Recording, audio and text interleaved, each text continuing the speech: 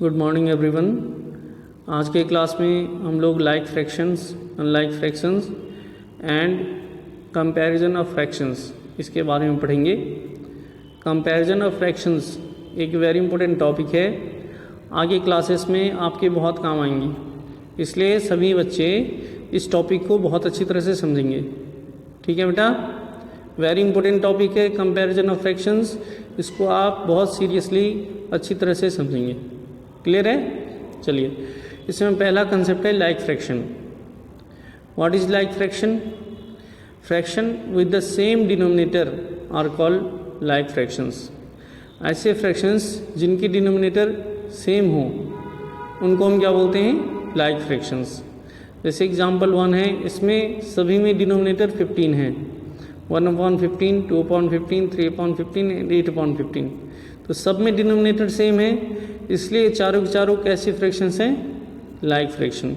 इसी तरह से जो सेकेंड एग्जांपल है, इसमें तीनों में डिनोमिनेटर 7 है, तो डिनोमिनेटर यहाँ सेम है, 4/7, 5/7 एंड 6/7।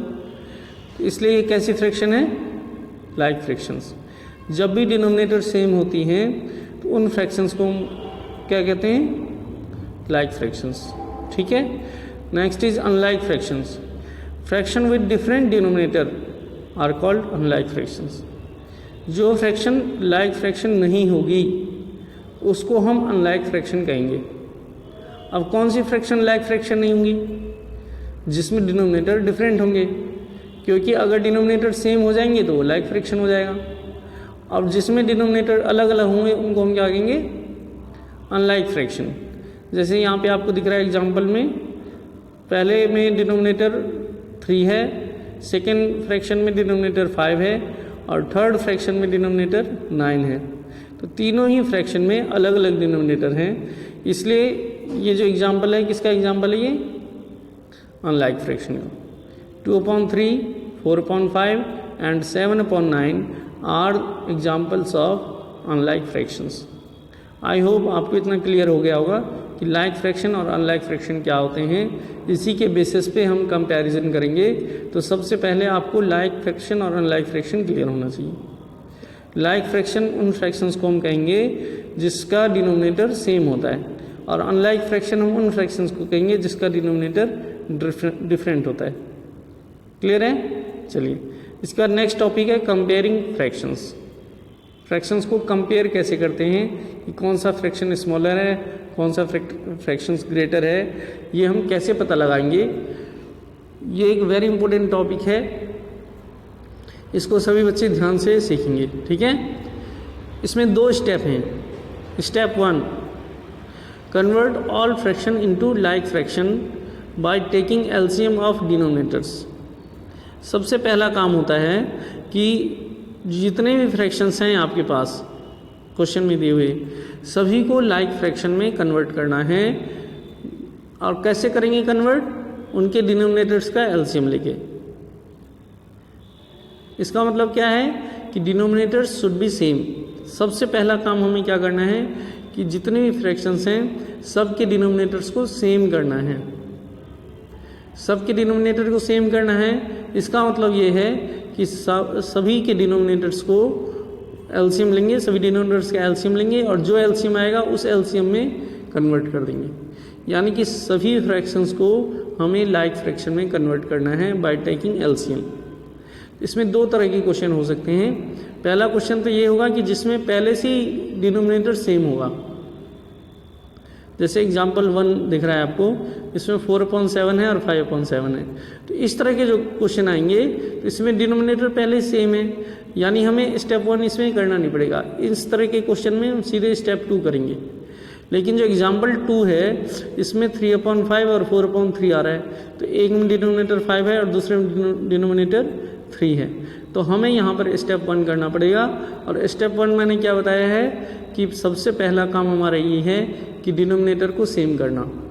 और डिनोमिनेटर हम सेम कैसे करेंगे? By taking LCM of denominators. तो यहाँ डिनोमिनेटर क्या है हमारे पास? 3 एंड 5, तो एलसीएम ले लो 3 और 5 का। एलसीएम ऑफ 3 एंड 5 कितना जाएगा? 15। यानी अब हम दोनों डिनोमिनेटर्स को 15 में कन्वर्ट कर देंगे। तो 3/5 है, 5 को मैं 15 में कन्वर्ट करना चाहता हूँ तो मुझे किससे मल्टीप्लाई करना पड़ेगा? 3 से। तो अगर हम डिनोमिनेटर में 3 से करेंगे तो न्यूमरेटर में भी हमें 3 से करना पड़ेगा, क्योंकि इक्विवेलेंट फ्रैक्शन का नियम मैंने ये बताया था कि जिस नंबर से हम डिनोमिनेटर को मल्टीप्लाई करेंगे उसी नंबर से हम न्यूमरेटर को भी मल्टीप्लाई करते हैं। तो 5 को 15 बनाना है मुझे, इसलिए मैंने 3 से मल्टीप्लाई किया डिनोमिनेटर में, और डिनोमिनेटर में 3 से मल्टीप्लाई किया इसलिए मैंने न्यूमरेटर में भी 3 से मल्टीप्लाई कर दिया। ये 3 3 जा 9/15 आ गया। इसी तरह से दूसरा जो फ्रैक्शन है ये 4/3 है। अब इसमें डिनोमिनेटर 3 है, इसको मुझे 15 बनाना है, तो 3 को 15 बनाने के लिए मुझे कितने से मल्टीप्लाई करना पड़ेगा? 5 से। तो अब डिनोमिनेटर को मैं 5 से करूँगा तो न्यूमरेटर को भी मैं 5 से मल्टीप्लाई कर दूंगा। 4 5 जा 20 और 3 5 जा 15। तो दूसरा फ्रैक्शन मेरा 20/15 हो गया, पहला फ्रैक्शन 9/15 हो गया। यानी कि पहला स्टेप हमारा हो गया। पहला स्टेप हमारा ये था कि डिनोमिनेटर को सेम करना। तो आपको यहाँ दिख रहा होगा कि 9/15 इसमें भी 15 आ रहा है और 20/15 इसमें भी 15 आ रहा है। इन दोनों फ्रैक्शन का डिनोमिनेटर सेम हो गया। जबकि पहले क्या था कि पहले फ्रैक्शन में डिनोमिनेटर 5 है और दूसरे फ्रैक्शन में डिनोमिनेटर 3 है। पहले डिनोमिनेटर अलग अलग थे, हमने एलसीएम लेके डिनोमिनेटर सेम कर दिया। आई होप इतना समझ आ गया होगा आपको। इतना समझ आ जाए तभी आप स्टेप 2 पे जाना, पहले इतना समझ लेना। वीडियो को 1 2 बार 4 बार 5 बार जितनी बार आपको देखना है देखने के बाद इतना स्टेप आप समझ लेंगे, स्टेप 1, उसके बाद आप आगे जाएंगे। ठीक है, स्टेप 1 बहुत ही सिंपल है, हमें डिनोमिनेटर को सेम करना है, लाइक फ्रैक्शंस में कन्वर्ट करना है सभी फ्रैक्शंस को। और कैसे कन्वर्ट करेंगे? डिनोमिनेटर का एलसीएम लेके। आई होप आ गया होगा समझ में। चलिए स्टेप 2 ये है कि नाउ कंपेयर द न्यूमरेटर्स। अब हमें क्या करना है? न्यूमरेटर्स को कंपेयर करना है। ठीक है बेटा, that is those fraction which has a smaller numerator is smaller fraction. वह फ्रैक्शन जिसका न्यूमरेटर छोटा है वो स्मॉलर फ्रैक्शन होगा, and those fraction which has bigger numerator is bigger fraction. ऐसे फ्रैक्शन जिनका न्यूमरेटर बिगर है वो बिगर फ्रैक्शन होगा। समझ आ गया? एक बार दोबारा सुनेंगे ध्यान से।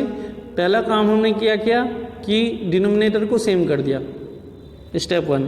फिर स्टेप 2 में हमें क्या करना है कि न्यूमरेटर को कंपेयर करना है, न्यूमरेटर की तुलना करनी है। जिस फ्रैक्शन का न्यूमरेटर छोटा होगा वो फ्रैक्शन छोटा होगा, और जिस फ्रैक्शन का न्यूमरेटर बिगर होगा वो फ्रैक्शन बिगर होगा, बड़ा होगा। ठीक है, जिसका न्यूमरेटर स्मॉलर होगा that will be smaller fraction, जिसका न्यूमरेटर बिगर होगा that will be bigger fraction. Very simple. Numerator छोटा, छोटा फ्रैक्शन, न्यूमरेटर बड़ा है तो बड़ा फ्रैक्शन। ठीक है, अब यहाँ पे ये दिख रहा है आपको एग्जाम्पल में कि इन एबव एग्जाम्पल 1 न्यूमरेटर कितना है? 4 है, दूसरे में न्यूमरेटर 5 है, तो 4 इज लेस देन 5। 4 5 से छोटा होता है, तो 4 5 से छोटा होता है, इसलिए 4/7 इज लेस देन 5/7। ठीक है, इस तरह से सेकेंड एग्जाम्पल है, इसमें न्यूमरेटर 9 है, दूसरे वाले में न्यूमरेटर 20 है, तो 9 जो है वो 20 से स्मॉलर है, 9 is less than 20, so 9/15 is less than 20/15। और फिर हमें लास्ट में ओरिजिनल वाला लिखना होता है जो क्वेश्चन में दिया होता है। हमें क्वेश्चन में 9/15 और 20/15 तो दिया नहीं है, तो हम ओरिजिनल नंबर लिखेंगे। 9/15 की जगह हम क्या लिख देंगे? 3/5, और 20/15 की जगह लिख देंगे 4/3। That means 3/5 is less than 4/3।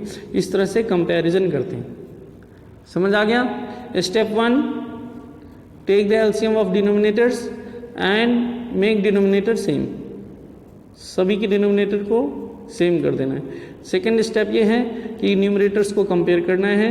जिसका न्यूमरेटर छोटा होगा वो छोटा फ्रैक्शन होगा, जिसका न्यूमरेटर बड़ा होगा वो बड़ा फ्रैक्शन होगा।